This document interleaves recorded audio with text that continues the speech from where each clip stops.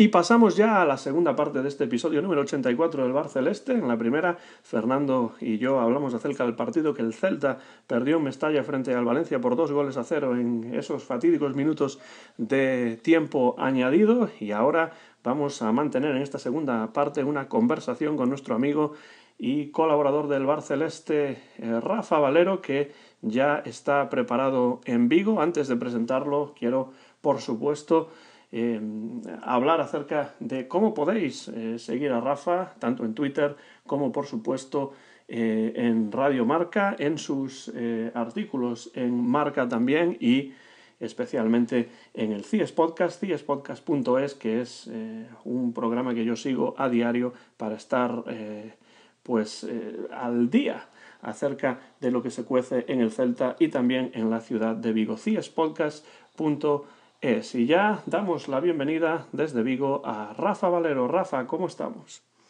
¿Qué tal, Antón? ¿Cómo estamos?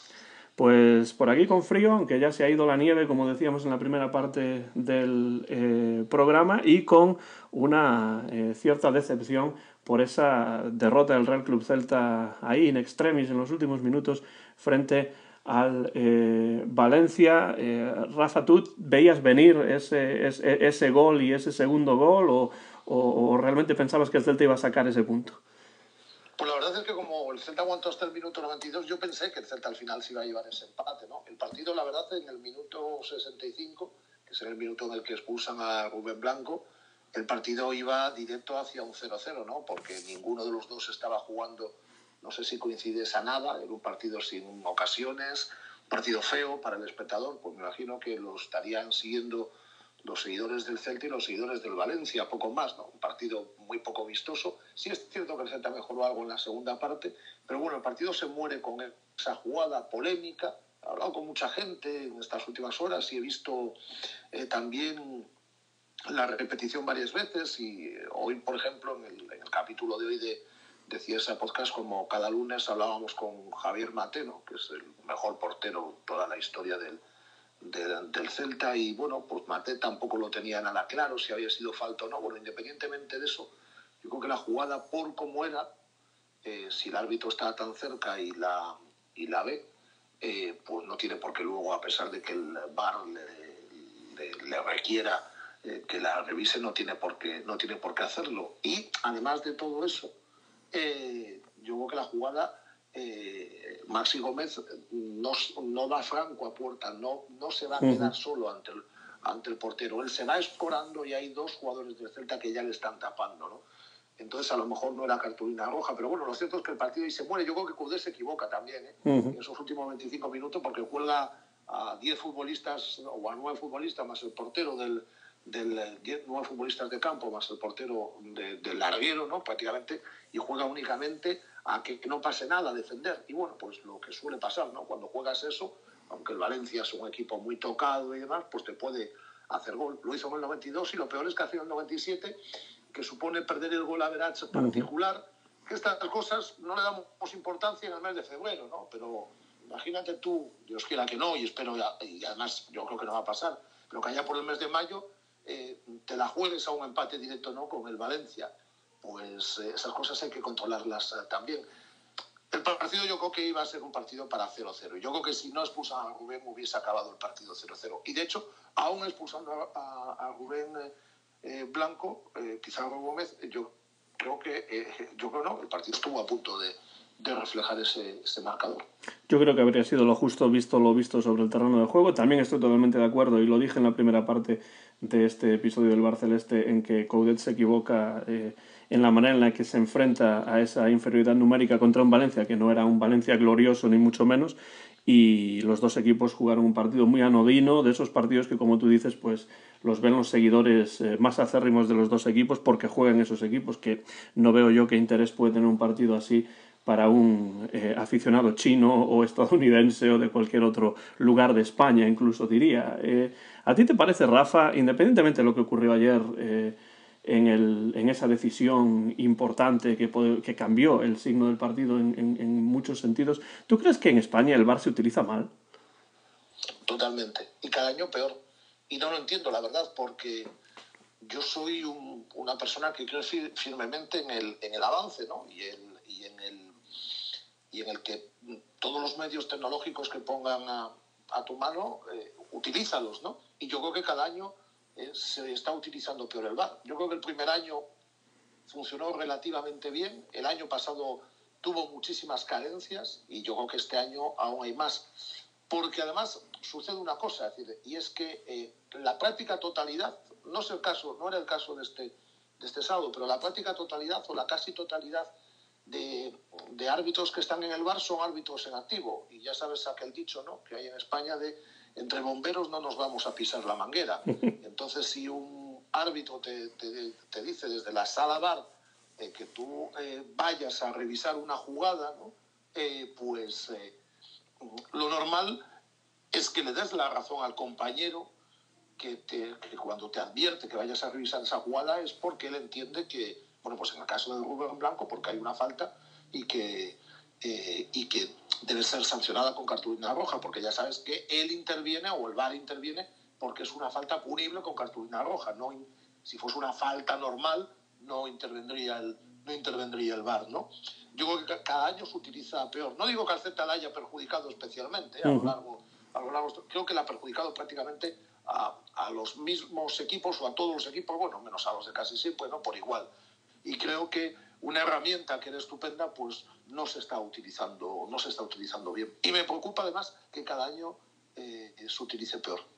Y es que lo que dices es muy importante en el sentido de que el VAR en realidad no arbitra, el VAR sugiere que se revisen jugadas, pero a mí me parece que de una manera implícita hace que el árbitro tome decisiones que si no hubiese tenido que ir a revisar el VAR, no las habría tomado. Es decir, el árbitro del VAR no le dice que es tarjeta roja directamente, pero al llamarlo, cuando él en directo vio claramente que no había sido y que por un roce al final acaba siendo, pues de manera implícita ya está el VAR diciéndole al árbitro que tomó la decisión incorrecta, ¿no? Claro, es que esa es la cuestión. Es decir, lo que tiene que hacer el árbitro, estando tan cerca como está, por mantenerse firme en su decisión, ¿no? La jugada es dificilísima, es decir, eso vaya por delante. Yo que pienso, lo decía antes, que no existe falta, pero reconozco que es muy, muy, muy, muy complicada. Y también digo una cosa que no sé si estás de acuerdo. Rubén Blanco sale mal, sale muy mal, sale a destiempo, sale con la pierna por delante porque llega mal y llega muy justo. Yo creo que no toca a Maxi Gómez, también esta es otra historia. Yo creo que Maxi Gómez es un piscinero de manual, y lo digo ahora, lo decía el otro día en la radio, porque me siento con autoridad moral para decirlo, porque eso mismo lo decía hace 2 y 3 años cuando jugaba en el Celta. Es decir, que era un piscinero. De hecho, recordarás que vio varias cartulinas amarillas por tirarse en el área siendo jugador del Celta, ¿no? Pero independientemente de eso, creo que Rubén no le llega a tocar, por los pelos, pero no le llega a tocar. Pero reconozco que es una jugada muy complicada. Pero si el árbitro la ve y está muy cerca en el terreno de juego, sí, claro, si desde el VAR te invitan a que vayas a ver esa jugada, te están diciendo, oye, que te has equivocado y que aquí hay cartulina roja. Bueno, pues no tiene la suficiente personalidad como para mantenerse firme en su decisión. E independientemente de todo eso, es que creo que no es cartulina roja, porque, repito, la trayectoria del balón y el hecho de que 2 jugadores del Celta se estén incorporando para defender la jugada hacen que no sea una ocasión manifiesta de gol, a mi entender, vamos. Sí, estoy muy de acuerdo, y sobre todo en lo que comentas acerca de la salida de Rubén Blanco, que yo creo que sale prácticamente como un toro, ¿no? Un poco a lo loco. Sale mal, casi... lo hace mal, perdón, Antón, porque sale muy a destiempo, sale a trompicones, entonces sale ya con el pie por delante, que lo puede pillar, como no puede pillar a Maxi Gómez, pero sale muy mal. Da la sensación en las repeticiones incluso que ni siquiera ve el balón, ¿no? Y entonces eso es parte del problema. De todos modos, Rafa, más allá de esa expulsión y de cómo después Coudet se enfrenta a esos últimos más o menos 30 minutos en los que el Celta juega con inferioridad, yo creo que es evidente en el partido de ayer que se equivoca Coudet también en sus declaraciones prepartido, cuando dice que el Celta se está despojando de la Aspas dependencia. Rafa, ¿qué le pasa al Celta cuando no juega Yago Aspas? porque no sabe ganar. Es que es tan complicado y tan simple a la vez. Yo entiendo o quiero entender el discurso de Coudet. Digo que quiero entenderlo porque creo que lo dice no estando convencido. Es que si estuviese convencido es que no entiende un poco de qué va esto. Y como sí creo que entiende de qué va esto, lo que yo creo que intenta es arropar a otra serie de futbolistas para que den un paso al frente. Sí es cierto que hay una segunda unidad realizadora que ha dado un paso adelante a lo largo de estas últimas jornadas, ¿no? El caso de Brais Méndez, que suma 5 goles, el caso de Santi Mina, que suma 5 goles. Hablo de competición liguera, porque Santi Mina también marcó un gol en Copa. El caso de Nolito, que lleva 4 goles en Liga, más 4 asistencias, más 2 goles en Copa. Bueno, hay una segunda unidad realizadora con unos números, podríamos decir que medianamente dignos, ¿no? Yo creo que para Brais Méndez y Nolito buenos por su ubicación en el campo, para Santi Mina aún deficientes por su posición de delantero, aunque es cierto que Santi Mina venía de marcar 3 goles la última semana. Yo creo que eso es lo que él quiere decir, porque lo que es obvio es que el Celta sin Iago juega a otra cosa, y a otra cosa que no es buena, porque el Celta sin Iago tiene un problema muy grave, y es que no genera, no es capaz de generar, porque Iago puede no marcar, puede estar más o menos desaparecido, pero siempre tiene esas 2-3 jugadas en las que habilita a un compañero, da una asistencia, consigue participar en el arranque de una jugada que luego finaliza en gol. Es decir, Iago tiene esas cosas, ¿no? Y sin él en el campo el Celta las pierde. Y el otro día el Celta no fue capaz de generar nada. Hay una ocasión, medio a trompicones y tal, en la parte final del partido de Nolito, y poco más. Es decir, creo que ella se equivoca en el arranque con el 11. Porque yo creo que Facundo Ferreira y Santi Mina son lo mismo, es decir, en cuanto a perfil futbolístico. Luego, pues, Santi Mina está un peldañito por encima posiblemente de Ferreira, pero juegan a lo mismo, es decir, es el mismo perfil de jugador. Yo hubiese jugado de otra forma. Yo no tengo el título de entrenador, lo que soy es un seguidor, sin más, pero hubiese jugado con Nolito acompañando a Santi Mina en ataque y hubiese reforzado el mediocampo con la presencia de un futbolista como puede ser Fran Beltrán, o si quieres intentando incorporar a un jugador como Baeza, que está teniendo muy poca, por no decir casi ninguna participación desde la llegada de Coudet, ¿no? Yo hubiese jugado otra cosa. Además de que Ferreira, pues se nota que físicamente viene de no jugar nada en Benfica. Es cierto que sale desde el banquillo y marca el gol en el Metropolitano, pero claro, es que Ferreira está para eso, para que le metas un balón en el área e intentar enchufarla, ¿no? Y eso con el esquema del otro día era muy complicado.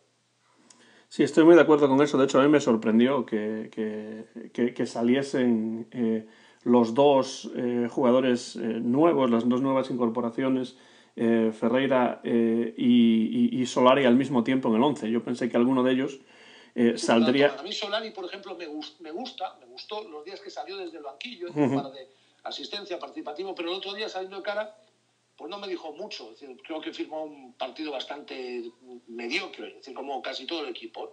Sin embargo, desde el banquillo me parece que aportaban, porque son dos jugadores que vienen sin ese ritmo de competición, ¿no? Sí, es un partido difícil para evaluar a jugadores como esos, a pesar de que para Solari era su primera, y bueno, para Ferreira también era su primera ocasión de salir de cara, ¿no? También es cierto que Ferreira después hubo de ser sustituido por la expulsión del portero. Pero volviendo a la aspas dependencia, Rafa, ¿tú piensas que esta aspas dependencia tiene que ver sobre todo con el hecho de que Aspas es un jugador fuera de serie como prácticamente ninguno que ha tenido el Real Club Celta de Vigo, o quizá delata también algunos problemas más profundos que tienen que ver con la programación de este equipo, con pues los fichajes que se han hecho, con la preparación del equipo desde un punto de vista deportivo? La planificación, bueno, ya sabes un poco lo que pienso, ¿no? Yo creo que es pésima, es decir, pero ya desde hace varias temporadas. A Iago nadie lo puede sustituir, partamos de esa base. Iago para mí está en el top 10 de la liga, si no más arriba, si no en el podio. Pero no tengo ninguna duda que está entre los 10 mejores jugadores del campeonato, incluyendo a las grandes estrellas de la liga. Es decir, y me atrevería a decir que está más arriba, ¿no? Para mí está a día de hoy, entre los 5 mejores, 4 o 3 mejores jugadores de la liga. Muy pocos superan a Iago, ¿no? Su participación es descomunal, es superior a la de Messi en un equipo como el Barça, ¿no? Entonces nadie puede sustituir a Iago. Partamos de esa base. Pero es una plantilla mal planificada. Esto lo podemos ver muy claramente a través de los hechos de los entrenadores, ¿no? Sucedió con Óscar García y está sucediendo con Coudet. Ninguno agota los 5 cambios, salvo que yo creo que el día del Elche, porque el Celta iba ganando 3-1 y al final en el 89 mete a 2 jugadores. Nunca agota los 5 cambios. Tiene la posibilidad de tener 11 jugadores en el banquillo. El otro día estaban 8. Le sobran futbolistas. Yo no sé para qué lleva a Alfon, al jugador del filial. No sé para qué lleva bueno, sí que Holsgrove puedo entender que entre en las convocatorias porque es un jugador que puede ser el recambio en el medio campo con la salida de Okay, ¿no? Aunque juega otra cosa distinta. No entiendo, por ejemplo, por qué Fontán, teniendo otro central en el banquillo como Edu, no juega con el filial y sí viaja fin de semana sí, fin de semana también, y se sienta en el banquillo en Balaídos o en la grada en Balaídos para no jugar ningún minuto, ¿no? Pues a esa edad tienen que jugar estos jugadores. Bueno, pues el Celta no tiene recambios, no tiene banquillo, es decir, no tiene un 11 apañado, un buen 11, pero a partir de ahí no tiene apenas rotación, porque ha ido perdiendo efectivos, porque ha ido perdiendo jugadores importantes a lo largo de estos últimos años, porque lo que ha primado es lo que ha primado, es decir, es el tener una buena tesorería, el intentar construir un centro comercial, que no lo van a conseguir nunca en Mos, porque aquí el negocio no está en el campo, sino que el negocio está en centros comerciales para intentar vender luego el club por más dinero. Eso lo sabemos todos. Yo creo que es negar la evidencia y la gente que tenía dudas pues ya lo tiene claro desde hace algún tiempo. Aquí, de lo que tendrían que darse cuenta es que el negocio del fútbol está en el campo. Si tú, fíjate lo que hace el Sevilla. El Sevilla ficha por 3 lo que luego vende por 6 y lo hace todas las temporadas y lo hace, bueno, tiene un fuera de serie como director deportivo que es Monchi, ¿no? Pero lo hace con 7, 8 jugadores y todos los años ficha futbolistas que dan el mismo o mejor rendimiento de los que se han ido y todos los años gana dinero. Ahí es donde está el negocio del fútbol. No hace un centro comercial en Mos, no el apostar por un sistema de negocio que en el fútbol no existe, que puede existir en otros países. En Estados Unidos, por ejemplo, que conoces bien, sí puede existir ese modelo de negocio. En grandes clubes también, pero en el Celta no. En el Celta el negocio está en fichar buenos jugadores y poder venderlos a los 2 años o a los 3 años por más dinero y poder incorporar un jugador de las mismas condiciones o mejores. El negocio está en fichar buenos Renato Tapia. Ahí es donde está el negocio, o donde debería estar el negocio del Celta. No en hacer centros comerciales en ayuntamientos limítrofes. Eso, vamos, por lo menos es lo que yo pienso. Yo estoy muy de acuerdo en eso y además, ya que mencionas a los Estados Unidos, hay que decir que aquí en los Estados Unidos el sistema es de franquicias, entonces es totalmente diferente, en el sentido de que las franquicias pueden cambiar de ciudad, pero no van a bajar a una segunda división que no existe.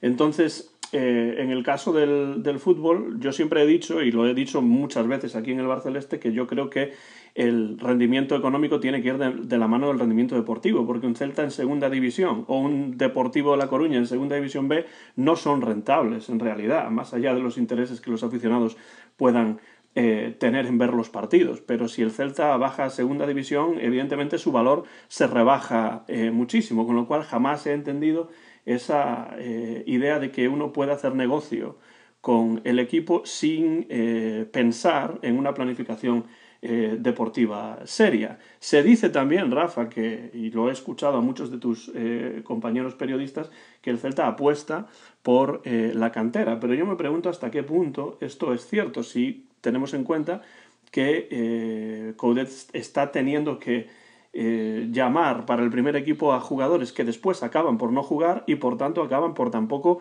tener minutos ni en primera división ni en segunda B, cuando realmente deberían de estar formándose en un Celta B en segunda B, si es que realmente el Celta estuviese apostando por la cantera. ¿Cómo ves tú la relación entre la directiva del Celta y la cantera? Es que a mí me parece una gran mentira esto de que el Celta apuesta por la cantera. Es cierto que en un momento puntual, con el equipo en segunda división, el Celta apostó por lo que tenía que apostar, que era por jugadores de la casa, con una jornada espléndida, liderada por los Iago Aspas, entonces también estaba Hugo Mayo, que son futbolistas que luego han tenido el recorrido y que tienen en primera división. Es cierto que en el 11 del Celta hay muchos canteranos. Casi todos, por cierto, llegaron al Celta de la mano de mi buen amigo Javier Mate, hace muchos años. Ahí está Iago Aspas, ahí está Juan Mayo, ahí está Rubén Blanco, ahí está Brais Méndez en el 11 titular, ahí está Denis Suárez. Bueno, pues hay 5 o 6 jugadores en el 11 titular, todas las Santimina, ahí está todas las semanas, 5 o 6 jugadores en el 11 titular. Pero son jugadores que llegaron hace mucho tiempo al Celta. Casi todos llegaron hace muchísimo tiempo. Si analizamos el filial es la ONU. Es decir, Holsgrove es escocés, Alfon es de Albacete. Luego sí es cierto que hay una serie de jugadores de Vigo, de su área de influencia, canteranos. Canterano es el que lleva muchos años en un club. Es decir, Alfon no es canterano porque llegó este verano de Albacete. Holsgrove no es canterano porque es un escocés que llegó este verano a Vigo. Es decir, estos no son canteranos. Canterano es Fontán, canterano es Miguel, canterano es Sergio Carreira, que para mí es de los canteranos con más futuro en el equipo. No es de aquí, pero lleva años y podríamos considerar canterano a Lautaro. Esos son canteranos, que por cierto, prácticamente ninguno, salvo Sergio Carreira, es titular en el filial. El filial está repleto de cantidad de jugadores, el 80% que son de fuera y que no son canteranos. Hasta el propio entrenador, es un entrenador que ha caído aquí, pero que no conoce la casa, como es el caso de Onésimo. Aún así, tiene muy buen equipo el filial. Yo creo que se va a clasificar para esa segunda B Pro del año que viene y yo creo que va a pelear por el ascenso a segunda división, pero porque se ha invertido ahí mucho dinero en el filial, porque interesa, y yo lo respeto, interesa que el filial esté en segunda división.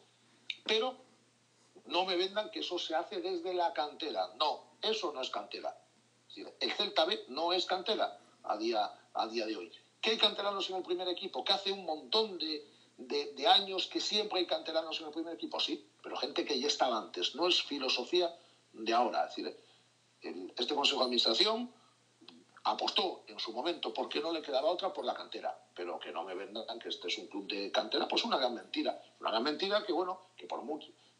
Una mentira, por muchas veces que se repita, no es una verdad. Y repito, casi todos los canteranos que están en el primer equipo del Celta a día de hoy y que son titulares llegaron al Celta siendo niños hace muchos años de la mano de Javier Mate. Javier Mate, que fue despedido por este Consejo de Administración al año de llegar.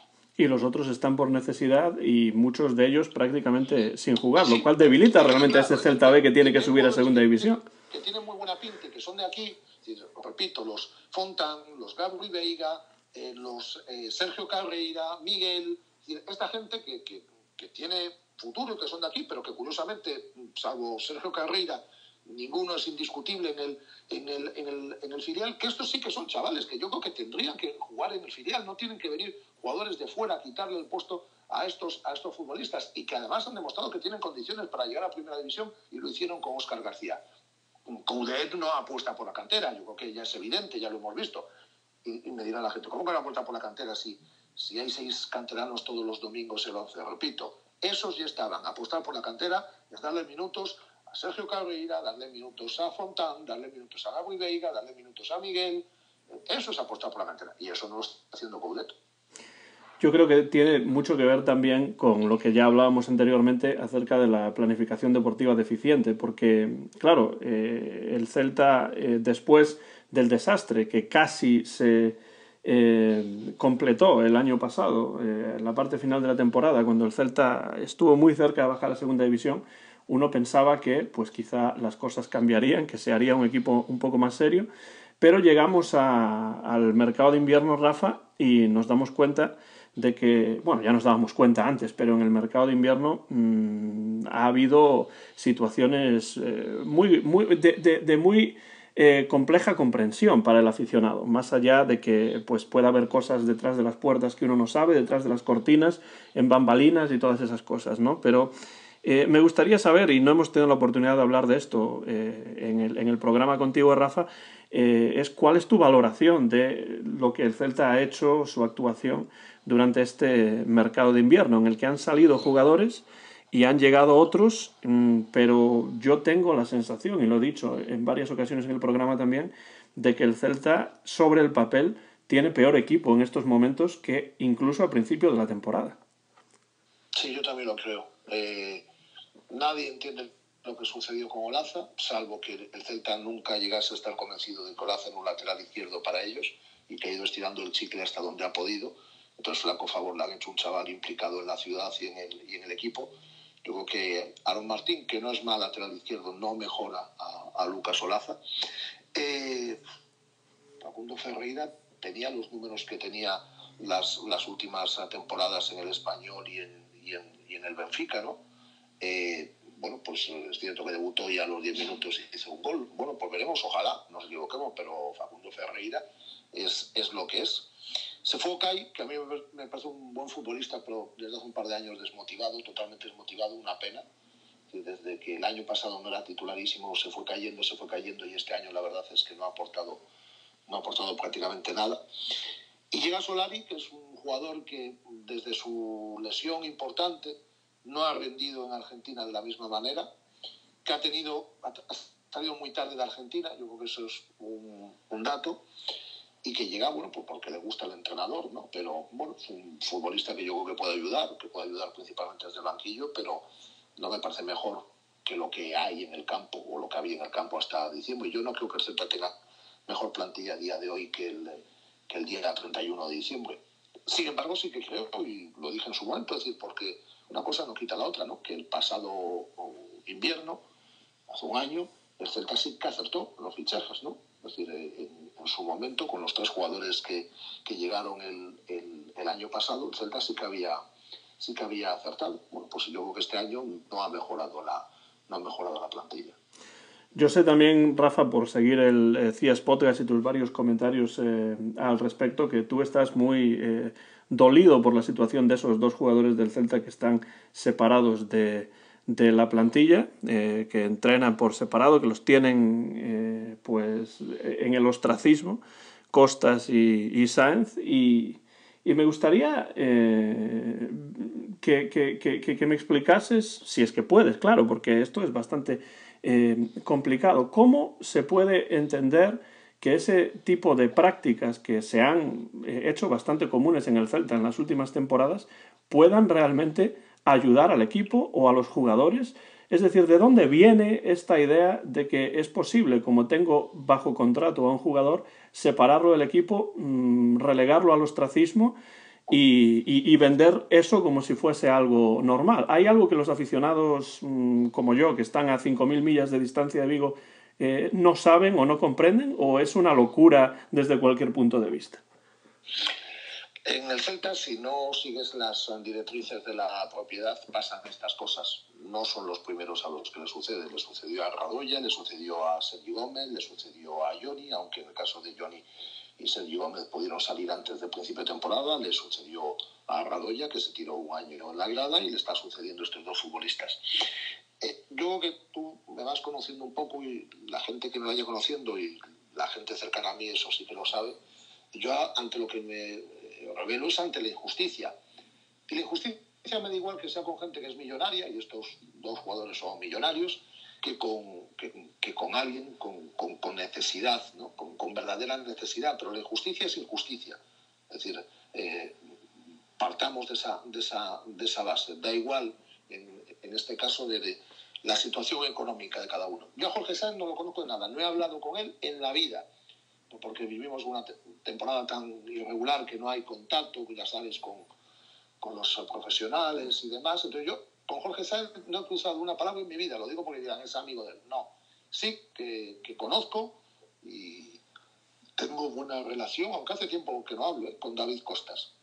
Y me voy a centrar en David Costas porque es alguien de la casa y alguien al que le estás diciendo, aunque la situación de Jorge Sáenz es la misma, le estás diciendo en verano, vete.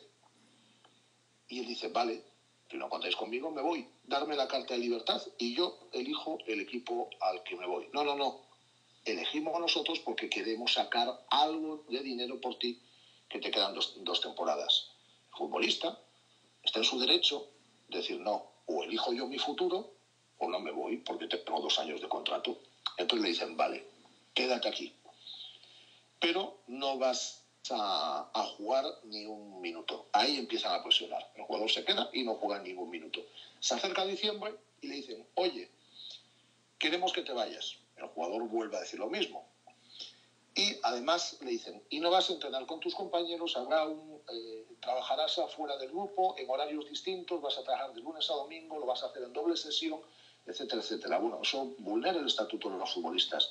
Es decir, tú puedes no jugar, puede el entrenador no contar contigo, perfecto, pero lo que no puede hacer es cambiar la dinámica de trabajo y apartarte. Es decir, tú tienes que entrenar con tus compañeros y luego el entrenador decide si quiere convocarte o no. Eso es lo que ha pasado con estos dos futbolistas. Con Jorge Sáenz hubo la posibilidad de que el Valencia lo recuperase este verano. El Celta no quiso, salvo que le pasen dinero.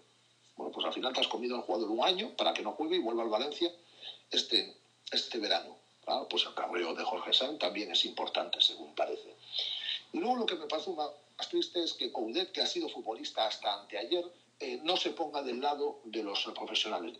Diga, yo ya les avisé con tiempo y tal. No, hombre, usted está en su derecho de no elegirlos porque no le parecen buenos o porque no lo entran en sus planes. Está en su derecho totalmente. Pero no margina a los jugadores, no lo ponga a entrenar apartados del grupo, no lo ponga a entrenar de lunes a domingo, no trague con eso, que son las directrices que llegan desde la propiedad y desde la dirección general. Eso por un lado. Y en el caso de Sainz, es difícilmente comprensible. Bueno, ha tenido que intervenir la AFE, como digo, que un jugador que está cedido, que quiera prolongar una cesión por tus narices, cuando sabes que el jugador no va a contar. Y luego la intervención de Felipe Millán, pues que fue futbolista hasta hace mucho tiempo, diciendo, esto a mí no me hubiese pasado, porque yo me hubiese ido. Bueno, pues usted se hubiese ido, usted hubiese decidido irse, pero estos jugadores han decidido quedarse y tienen todo el derecho del mundo a entrenar con sus compañeros y luego no convocar los fines de semana y ya está. El Celta tiene ese trato hacia el jugador de cuando no me interesas, fuerzo al máximo hasta rozar la ilegalidad, es decir, que tenga que intervenir la AFE y demás, para intentar irte. Y a mí eso no me gusta, pero no me gusta ni en el Celta, ni en la conservera, ni en el despacho de abogados, ni en el supermercado, ni en la oficina de diseño. Es decir, en cualquier trabajo, en cualquier empleo, no me gusta que se tengan estas actitudes con los trabajadores. Son trabajadores privilegiados, sí, pero son trabajadores y son personas también. Y si son privilegiados es porque la sociedad lo demanda, no porque los jugadores quieran o no quieran serlo. Eso es evidente. Hombre, que es así. Si a mí me pagasen 700.000 euros, 800.000, te juro que yo los cogía, es decir, no me los pagan. Bueno, pero es decir, cobran lo que les... Es decir, ellos han firmado un contrato que lo han firmado ellos y la otra parte. Y el Celta es lo que no acaba de entender. Parece que solo lo firmaron los futbolistas. No me gusta ese trato. ¿Tú crees, Rafa, que la pandemia está favoreciendo esta actitud de la directiva del Celta desde el punto de vista de que si hubiese público en los estadios y cada 2 fines de semana la gente estuviese en las gradas silbando o increpando a la directiva, quizá tomarían las decisiones de una manera diferente? ¿O piensas que simplemente es algo que a la directiva, por lo que tú ves desde tu puesto de periodista que está cerca de la acción, no como yo que estoy muy lejos, como ya digo, piensas que les daría igual o es simplemente una actitud que ya es natural? O quizá la pandemia está ayudando a que esto continúe, porque esto también me ayuda un poco a tratar de comprender un poco lo que ha pasado con Olaza, un jugador que se podría haber revendido por bastante más dinero del que se puede pagar por él. Sí, muy seguro. O sea, tú lo compras por 4 y yo estoy seguro que en junio lo vende por 5 o por 6. Me estoy convencido, pero bueno, esa sería otra historia. Pero sí que creo que posiblemente les ha temblado menos el pulso, ¿no? Si hubiese público apretando en las gradas de Balaídos, pues muy posiblemente veríamos pañuelos y escucharíamos eso que ya hemos escuchado varias veces en los últimos tiempos de Mourinho dimisión, ¿no? Entonces yo creo que les ha temblado menos el pulso y bueno, pues se sienten más fuertes, ¿no? Con las gradas vacías. Pero también creo que es una forma habitual de funcionar, ¿eh? Lo han hecho otros años, porque si por algo se ha caracterizado esta propiedad y esta dirección general es por funcionar de espaldas al aficionado, ¿eh? El aficionado no le interesa lo más mínimo. Al aficionado se le ha pedido 50 euros para renovar un abono chantajeándote, ¿no? jugando emocionalmente contigo, diciéndote si no vas a perder tu asiento y vas a perder tu antigüedad, y has pagado 50 euros por nada, porque no te dan nada. Es un impuesto revolucionario deportivamente, que se me entienda. Es decir, les da exactamente igual, no les importa. Al Celta hay dos cosas que no le importan nada. Lo deportivo parece que a veces tampoco, ¿no? Pero al Celta no le importa nada, ni sus abonados, ni comunicar. Al Celta el comunicar, esto es una cosa, es decir, que no lo acaban tampoco de entender, ¿no? Y funcionan de espaldas totalmente a sus aficionados. Es decir, además, bueno, pues con cierta prepotencia, ¿no? Es decir, es un club que se ha vuelto muy prepotente, muy distante, es un club antipático para mucha gente. Fíjate que el Celta era un club, yo creo que querido, ¿no? Cuando ibas por España adelante, ¿no? Era un equipo que despertaba simpatía, ¿no? Y yo creo que se ha vuelto un club antipático.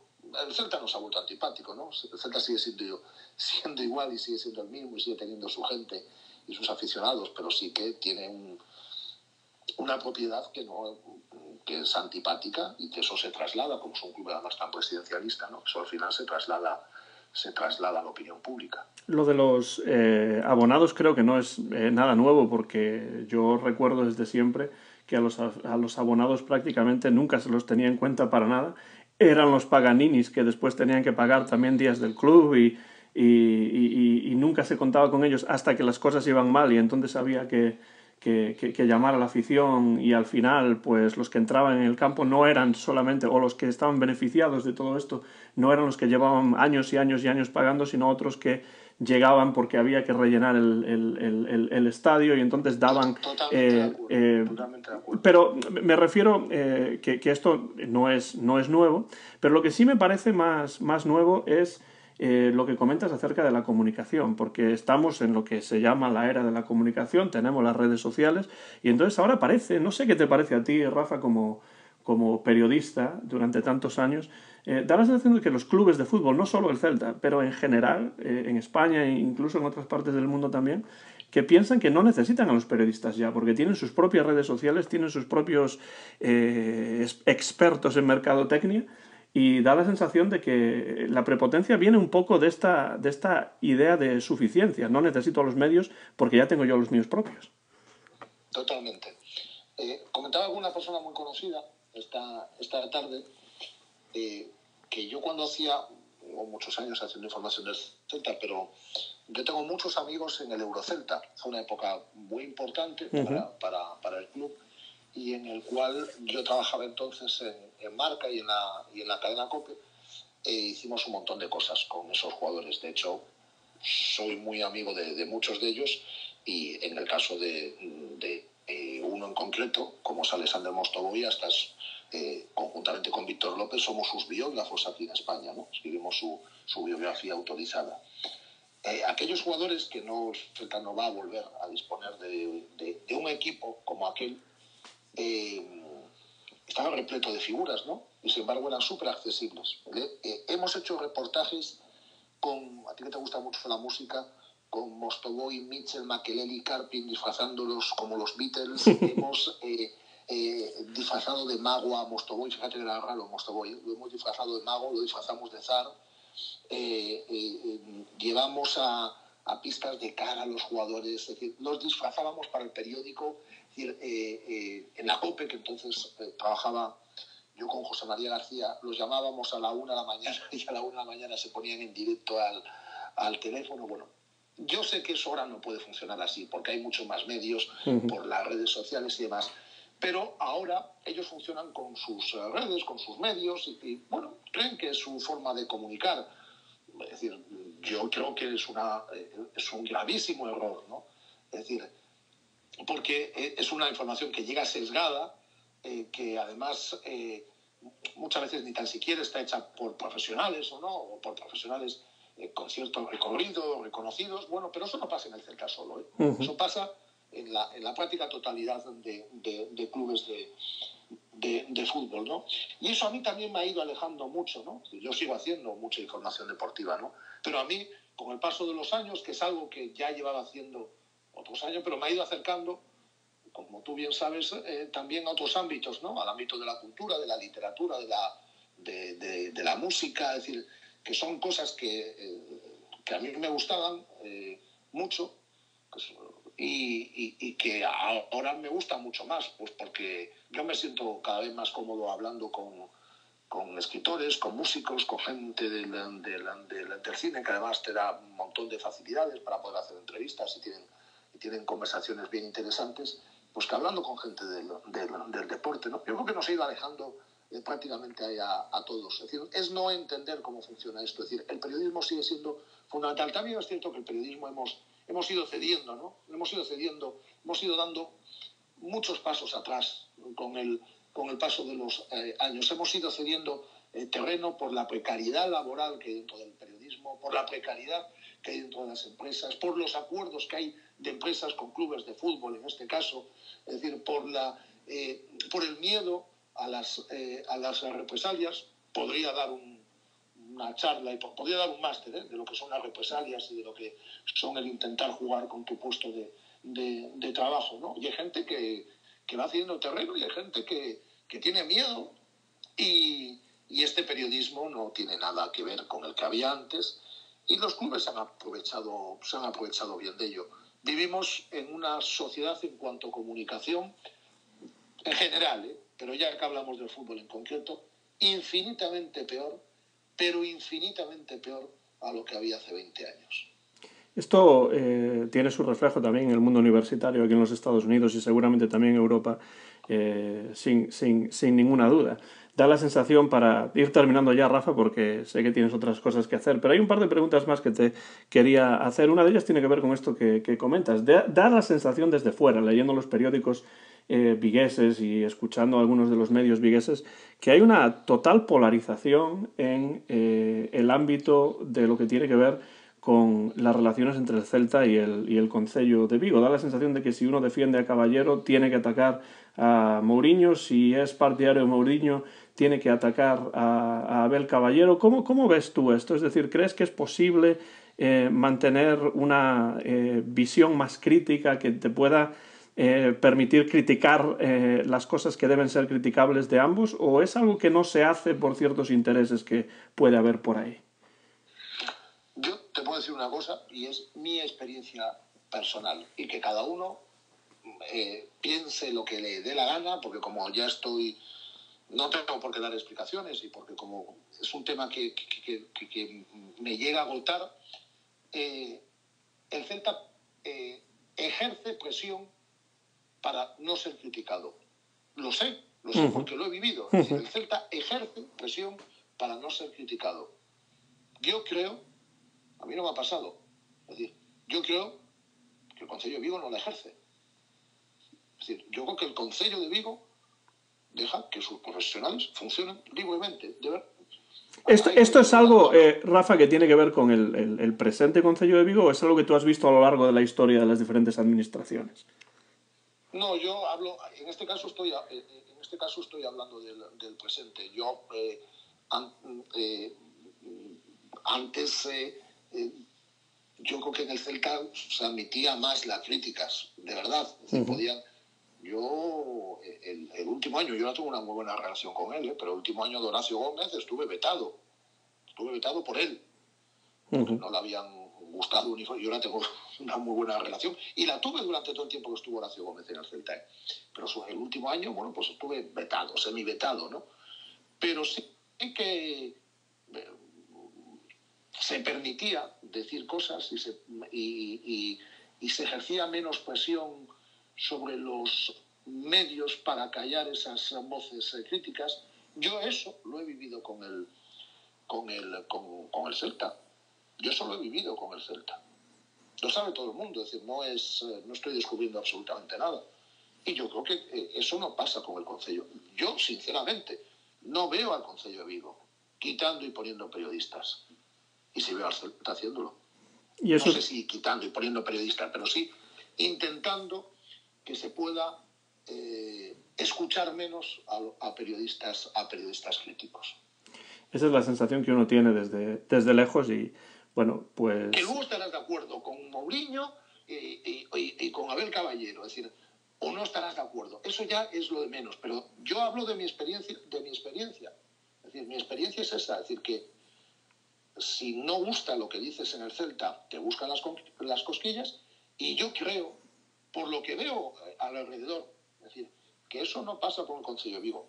Me imagino que a Abel Caballero no le gustará lo que lee en algunos medios de comunicación o lo que escucha en algunos medios de comunicación, me imagino. Pero hasta donde yo sé, no ha intentado mover ficha en ninguno de ellos. Le gustará más o menos. Pero en el Celta sí que cuando no gusta lo que dices, pues intentan que se te puede escuchar menos, es decir, que las redes sociales se agiten un poquito más, con gente cercana, y no me tire más de la lengua. No, no es mi intención, simplemente quería hablar más de las formas, ¿no? Que es lo que tú estabas comentando, que si uno está o no está de acuerdo. Las redes sociales, Antón, y le encanta moverlas, y sabe cómo moverlas, en algún caso. En otros casos quizá no tanto, ¿no? Porque lo hacen casi siempre con los mismos. Y uno lleva años en el oficio, ¿eh? Otra cosa no, pero años en el oficio sí que llevo, para que a mí no me la cuele. Yo lo preguntaba sobre todo porque hay algunas cosas que se diseminan por las redes sociales por parte del Celta y sobre todo ciertas campañas, ¿no? Como la que tú comentabas de los 50 euros, que desde cualquier punto de vista lógico, de cualquier persona que no sea especialista en marketing, yo solo soy profesor de español en una universidad, ni más ni menos que eso, pero desde mi punto de vista personal, lo que tú comentabas antes, que se ha hablado muchísimo y no vamos a volver a ello, de los 50 euros por nada, es una verdadera locura desde un punto de vista lógico, ¿no? Entonces uno se pregunta hasta qué punto estas personas que manejan las redes saben siempre lo que están haciendo y las consecuencias a largo plazo que eso puede tener. Sí, pero bueno, ahí le salió tiro por la culata, porque las redes que tienen medianamente bien controladas se le volvieron en contra en este caso, porque claro, tú las tienes controladas, pero cuando uno le toca en el bolsillo, pues lo normal es que patalee, entonces ahí le salió peor el tiro. Última pregunta, Rafa, para terminar. Eduardo Coudet, jugador del Celta durante muy poco tiempo, llega hace unas semanas, ya meses, al Real Club Celta de Vigo y las cosas cambian. ¿Qué es lo que ha hecho Coudet, tú piensas, para que las cosas hayan cambiado? ¿Y cuál es tu valoración de Eduardo Coudet como entrenador en estas primeras semanas, meses de su dirección técnica del Real Club Celta de Vigo? Yo creo que ha trasladado un discurso muy argentino, ¿no? De que la gente se implique, de que hay que correr, de que hay que pelear. Eso lo consiguió, lo transmitió, se demostró en las primeras jornadas. En lo numérico, yo creo que es incuestionable que está consiguiendo buenos números. No son sobresalientes, pero son buenos números los que Eduardo Coudet ha conseguido en el Celta. De hecho, son números que no he hecho las cuentas esta semana, pero hasta la semana anterior sus números eran de acabar, lo digo porque publicó un artículo en Marca sobre ello y tuve que hacer las cuentas, eran números de llevar al Celta a Europa. Es decir, en lo numérico bien, en cuanto a cambio de actitud y de implicación del equipo bien también. En lo técnico, pues habrá que darle un tiempo. A mí hay cosas que me gustan. Yo soy de los que cree que hay que apostar por un 11 cuando lo tienen muy claro y tampoco mover mucho, eso lo cumple a rajatabla, vamos, tiene un 11 clarísimo y salvo causa de fuerza mayor no lo mueve. Pero sí que me parece un entrenador con ciertas carencias en la lectura de los encuentros. Creo que no los lee excesivamente bien a la hora de realizar los cambios, a la hora de administración de minutos en los segundos tiempos. Tarda un poco en alguna ocasión mover alguna ficha. Cuando la mueve casi siempre es con la misma pieza. Bueno, yo creo que ahí tiene un trabajo mejorable. Pero bueno, acaba de aterrizar en la Liga Española, ¿no? Y hay que darle un tiempo, pero bueno, la nota yo creo que hasta el momento tiene que ser buena. ¿Tú ves, Rafa, que las cosas pueden cambiar de cara a la próxima temporada si nos quedamos en primera división, que eso espero y además eso creo? ¿O crees que volveremos a las andadas de estos 2 últimos años? Porque es que dicen que el ser humano siempre tropieza en la misma piedra y parece que el Celta es lo que está haciendo últimamente. No veo al Celta reforzándose mucho, si te refieres a eso, en verano, salvo que consiga vender a Renato Tapia y ingresar un buen número de millones. No veo al Celta reforzándose mucho. Creo que va a estar marcado este próximo verano. Yo también creo que el Celta se va a quedar en primera y no creo que lo consiga en la última jornada. Creo que lo va a conseguir lo va a conseguir antes. Pero yo creo que no se va a mover mucho en el mercado en verano. Va a tener que moverse porque hay que fichar laterales izquierdos y ahora hay que fichar alguien para ataques, y si fuese Tapia, que ojalá que no, hay que fichar un mediocampista de garantías, ¿no? Pero bueno, no veo al Celta gastando mucho dinero este verano. Creo que nos queda un tiempo además de recesión económica, desgraciadamente, ¿no? Yo creo que la pandemia pasará y esperemos que durante todo este año consigamos avanzar. Yo creo que estamos avanzando algo y yo creo que en verano estaremos mejor y en otoño mejor aún, pero no creo que el mercado de verano permita grandes excesos, y yo creo que el Celta además ya lo ha demostrado a lo largo de estos últimos años. Va a ir a jugadores con carta de libertad, de perfil medio, en algún caso medio bajo, y es yo creo que a lo que va a ir en verano. Muchas gracias, Rafa. Como siempre, es un placer tenerte aquí en los micrófonos del Bar Celeste, en iVoox y en YouTube. Y bueno, quiero darte las gracias por siempre tu disponibilidad para hablar de una manera clara y concisa, que eso siempre a mí me interesa, porque otra cosa es que uno puede estar o no puede estar de acuerdo. Realmente tú y yo estamos de acuerdo prácticamente al 100%, no siempre, pero casi siempre. Pero aunque no estuviese de acuerdo, desde luego la honestidad que te caracteriza a mí, desde luego me parece muy, muy refrescante, y pues aprecio muchísimo que saques tiempo para charlar con nosotros aquí en el Bar Celeste. ¿Sabes qué pasa? Que yo creo que la sociedad actual también es otra de las cosas que hemos perdido, ¿no? El de respetar las opiniones. Yo sé que hay gente que está muy de acuerdo con las cosas que digo y hay gente que está muy en desacuerdo con las cosas que digo, lo cual para mí es muy enriquecedor, ¿no? Porque siempre he huido del periodista que agrada a todo el mundo, ¿no? El periodista que agrada a todo el mundo, malo. Y el periodista que nadie está de acuerdo con él, malo también, ¿no? Yo creo que generan debate mis opiniones, y lo único que he pedido siempre es que se respeten, ¿no? Y en esta sociedad actual se respetan menos las opiniones. Y es cierto que no me prodigo yo mucho en intervenir. Yo creo que casi siempre que me lo has pedido sí que he intervenido con vosotros, ¿no? Pero no me prodigo yo mucho. Sí, me piden compañeros muchas veces que intervenga en sus medios y demás, y siempre que son amigos, pues yo lo hago con Onda Cero todas las semanas, porque Rubén Rey es amigo mío y toda la gente que colabora en CIES y me pide intervenciones en sus medios, yo siempre lo hago y siempre lo voy a hacer. Y hay otros medios en los que no suelo participar y demás, pero siempre digo que un poco que la gente entienda que no dispongo de mucho tiempo, la verdad. Es decir, que trabajo muchas horas al día y no tengo tiempo para opinar en varios medios. Pero bueno, ya sabes que tú siempre, yo creo que siempre que me lo has pedido, casi siempre te he dicho que sí, y así que ha sido un placer.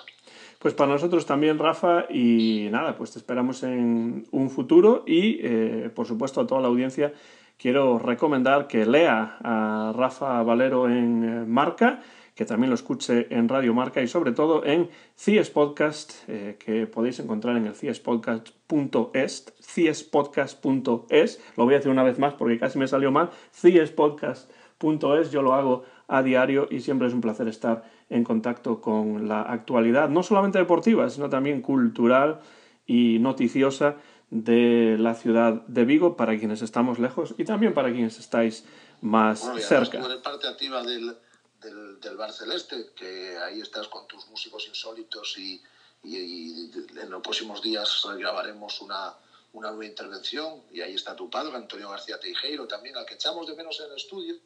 Ahora le llamamos por teléfono, pero que venía al estudio, como bien sabes, siempre acompañado por buenos libros y buenas fotografías. Cuando la pandemia lo permita, sin duda estará de vuelta, y volverá. Y espero algún día también poder pasar yo por ahí, cuando por fin podamos volver a viajar y poder conocer yo sus estudios. Cuando vuelvas a Vigo, allí vendrás al estudio. Y espero que venga pronto, claro. Pues lo antes posible, lo antes que la pandemia nos lo permita. Lo digo una vez más, ciespodcast.es, Rafa Valero, siempre un placer hablar con él. Y ese libro es 10 años sin el 10, hay que leer. Ese tiene que ser de lectura obligatoria en cualquier escuela de celtismo. El Zar... Está agotado. la verdad es que lo hicimos mal, Víctor y yo, que tenemos muy poca visión de negocio. Entonces, como nos lo autoeditamos, lanzamos los ejemplares que lanzamos y ahí se acabó. La verdad es que se agotaron en pocos meses, nos lo sigue reclamando la gente. Y yo siempre le digo, yo no puedo dar ninguno porque tengo uno en casa solo, no me quedó ninguno más. Entonces es una pena, podríamos haber editado más. Pero bueno, ya haremos un 20 años sin el 10, o cuando se retire Iago haremos un 10 años sin el otro 10, ya veremos. Yo siempre he pensado que los libros sobre el Celta y sobre el fútbol en general tienen más salida de lo que muchas editoriales piensan, y es una pena que no se publiquen más. Sobre el Celta? Sí, efectivamente. A mí me interesa mucho ese tema, pero desgraciadamente poco hay y bueno... Anímate a escribir. el problema, como tú dices, es el tiempo, Rafa. Si no, pues desde luego me pondría con ello. Si no tenemos ahí un buen amigo como es tu padre, que puede escribir también. No creas que no se lo he sugerido en más de una ocasión, pero bueno, esa también es otra persona, mi padre, que está continuamente con la cabeza en ebullición y es difícil que tenga tiempo para ciertas cosas. Así es. Terminamos así, Rafa, muchas gracias y te esperamos en un futuro aquí en el Bar Celeste y, como siempre o de siempre a la Celta, es lo que decimos simplemente. Así que, Rafa, si estás preparado, terminamos este episodio con ese grito celeste, ese berro céltico que siempre damos a la de 1, a la de 2 y a la de 3. Como sempre o de sempre. A la Celta!